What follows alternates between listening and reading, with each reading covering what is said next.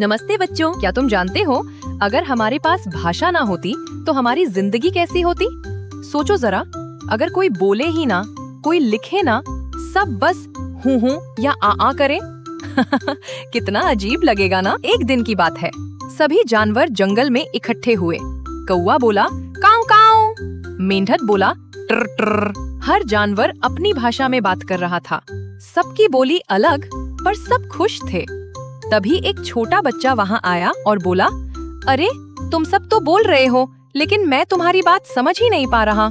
इतने में हवा में से एक जादुई किताब उड़कर आई। वो बोली, हर जीव की अपनी भाषा होती है और तुम्हारी भी। भाषा हमें बोलना, सुनना, पढ़ना और लिखना सिखाती है। जब हम बोलकर अपनी बात कहते हैं, वो होती है मौखिक भाषा, जैसे बातें करना, गाना गाना या भाषण देना। और जब हम अपनी बात लिखकर कहते हैं, वो होती है लिखित भाषा, जैसे चिट्ठी लिखना, किताब पढ़ना या ईमेल भेजना। सोचो बच्चों, अगर तुम अपनी बात कह ही ना सको तो कैसा लगेगा?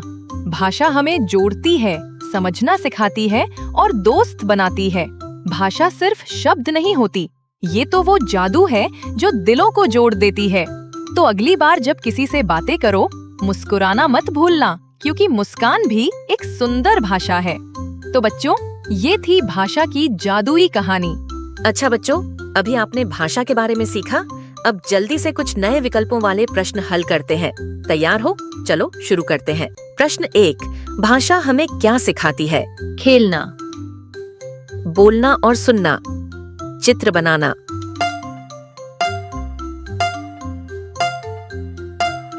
उत्तर बोलना और सुनना।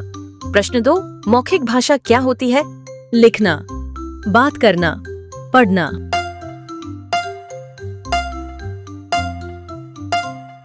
बात करना। 3, लिखित भाषा क्या होती है? पढ़ना, लिखना, सुनना।